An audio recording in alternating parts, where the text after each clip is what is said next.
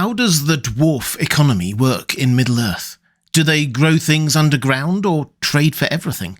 How do they even survive if they spend all their time mining? Hi everyone, this is Robert. Welcome to Deep Geek. On this channel we cover the best in fantasy and science fiction books and TV shows. The Lord of the Rings, A Song of Ice and Fire, The Witcher, and so on. If you like the sound of that, welcome. The dwarves of Middle-earth seem to exist mostly underground, obsessed with mining, gold, craftsmanship and the like. We never read of them farming, growing crops, or undertaking any other economic activities that might be useful in building their culture and civilization. So how did the dwarf economy work? You can't survive just on gold and jewels mined from underground. Were they a great trading nation, or did they grow all their provisions underground? Well, let's start with the usual disclaimer. Tolkien doesn't go into technical details about economies and the like in his legendarium. He was a philologist rather than an economist. But so great was his world-building that we can read between the lines and paint a picture of how the dwarvish culture survived and thrived all that time. And here we're obviously mostly talking about the dwarves we know the most about, Durin's folk in Khazad-dûm and latterly in Erebor and the like. Perhaps the dwarves in eastern Middle-earth established different systems, but we simply don't know enough about them to be sure. First, we should probably talk about food. Dwarves do need to eat. Indeed, based on the opening chapter of The Hobbit alone, it's fair to say that they need to eat a lot. So where does this food come from? Well, there is obviously some food to be found underground in Middle-earth. There are mushrooms aplenty, cave-dwelling creatures and underground lakes with fish. That's how Gollum survived under the Misty Mountains for so long. But surely that alone wouldn't be enough to keep the dwarven bellies full. And the hunter-gatherer lifestyle that would require of the dwarves is at odds with what we know of their actual lifestyle. The dwarves we meet in The Hobbit and The Lord of the Rings aren't strangers to food and drink that has clearly been refined and delivered to its final home through a complex delivery and production process. I talked in a previous video, perhaps in far too much detail, about all the different processes needed for Bilbo to have a single pork pie in his larder, and the dwarves are definitely aware of pork pies, and wine, and beer, and jam, and honey cakes. So there's clearly more to the dwarven economy than just hand-to-mouth foraging in the dark. There are production and transportation systems involved here somehow. Do they do their own farming? Sunlight seems to be the biggest issue here. Crops and most animals we could name need sunshine to grow and thrive, and there's not much sunlight underground. Or is there?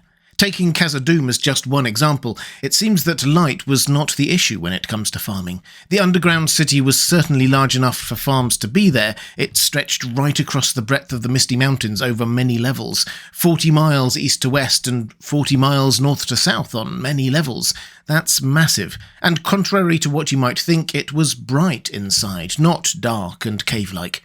The upper levels had skylights through which the sunlight poured, and lower levels were lit by thousands of shining lamps of crystal. We're told that as a whole it was full of light and splendour. Please abandon any mental images of Khazad-dûm being like it was when the Fellowship passed through Moria. This was a light, bright and vibrant place, so farms of almost any kind are theoretically possible. I said theoretically because we don't actually hear of any underground dwarven farms. That shouldn't surprise us too much. The mostly elf-written Silmarillion and the mostly hobbit-written The Hobbit and The Lord of the Rings are very lacking on details of dwarven culture for obvious reasons. Tolkien does not tell us anything near everything there is to know about how dwarves lived and thrived. They are always presented as somewhat of a mystery to the Valar, the elves, and pretty much everyone else. But the fact remains that although underground farms were certainly possible for the dwarves, and personally I suspect they will have had some form of autonomous food production in their largest settlements, we don't read of it anywhere. So farms and food production systems, underground or overground, appear not to have been a large part of their civilization. Instead, what does seem to have been a large part of their civilization is trade and specialization of labour. In The Peoples of Middle-earth, we read about the early days of contact between humans and dwarves. Men became the chief providers of food as herdsmen, shepherds and land-tillers, which the dwarves exchanged for work as builders, road-makers, miners, and the makers of things of craft, from useful tools to weapons and arms, and many other things of great cost and skill. So the two races swiftly settled into patterns of specialization of labour. Humans farmed and sold or exchanged what they produced for dwarven produce like tools and weapons, and the dwarves also seem to have sold their labour building things. That was way back in the early days, but it seems that this model of specialisation seems to have been the default for dwarves ever since. For example, when recalling the golden days of Erebor, Thorin Oakenshield recalled that they, humans, built the merry town of Dale there in those days.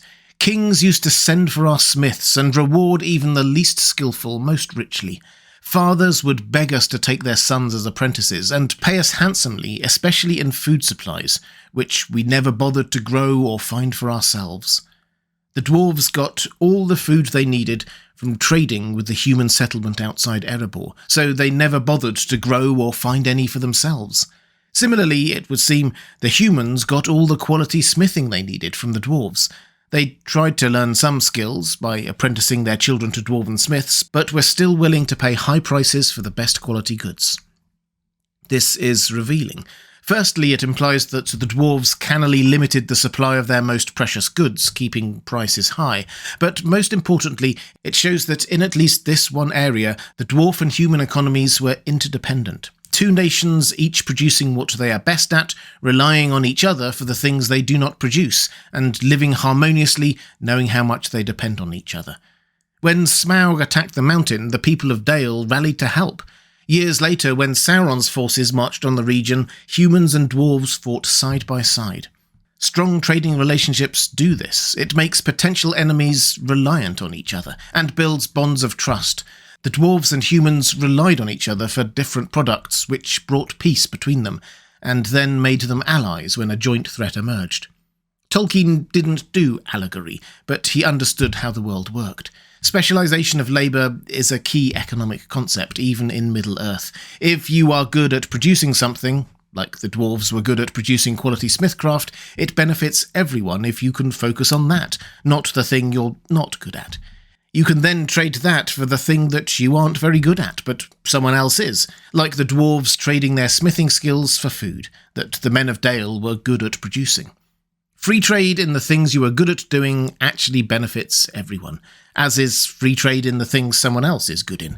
The dwarves made good and cheap swords and horseshoes and necklaces, and the humans made good and cheap food and drink, and surely some other things. And trading without barriers meant that everyone got good and cheap swords and horseshoes and necklaces and food and drink.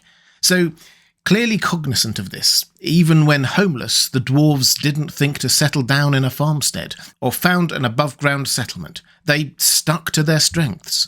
The dwarves who escaped from the Lonely Mountain after Smaug's arrival always yearned to return to Erebor, and in Thorin's words to Bilbo, "We went away, and we have had to earn our livings as best we could up and down the lands, often sinking as low as blacksmith work or even coal mining." In other words, Thorin and company were artisans for hire, or occasionally just skilled labour for hire in Dunland and Ered Luin while they plotted their return to Erebor. They may not have had a permanent home, but they followed the exact same business model their forefathers had, trading their skills for food. And the dwarves didn't just do this with humans. There were many instances of dwarves trading their skills for coin or other payments with the elves as well. Just as one example, we read in the Silmarillion that in the First Age, the dwarves still came on their journeys into Beleriand from their mansions in Ered Luin. They travelled the ancient road to Doriath, for their skill in the working of metal and stone was very great, and there was much need of their craft in the halls of Menegroth. But they came now no longer in small parties, as aforetime, but in great companies, and they dwelt in Menegroth at such times in chambers and smithies set apart for them. So, not only did the dwarves stop off with the elves on their journeys, but stayed for extended periods of time in great companies in chambers and smithies set apart for them, and they were paid for their work. This wasn't just occasional help for allies, but an important part of both of their economies. That particular arrangement in Menegroth ended rather abruptly and tragically, and soured relations between dwarves and elves for a long time, but the point remains that this is how the dwarves organised themselves. They didn't farm. That wasn't where their strength was. Instead, they traded their own skills and goods for whatever they needed. So in today's parlance, dwarves and humans, and dwarves and elves to a lesser extent, very swiftly created an interdependent trading relationship based on speciality of labour. Even a basic understanding of modern economics tells us that specialisation of labour and regulated and fair free trade can benefit everyone in the long run. The dwarves didn't need to waste time doing boring farming, and the humans got access to better quality tools, jewellery and so on. Everyone won. And this has the added benefit of tying peoples together, breaking down barriers. It's not a coincidence that the people of Dale fought alongside the dwarves in the War of the Ring as one army. They needed each other, and dealing with each other so regularly broke down barriers of suspicion between them. They were allies. Things didn't always work so well, of course, but the principle remains that dwarves always tried to set up positive trading relationships with their neighbours, if only because they needed food.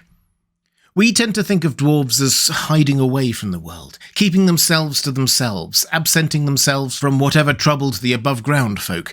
This is not the case. Almost wherever they went, the dwarves proactively sought out positive trading relations with whoever their neighbours were. These trading relations brought ties of trust and interdependence.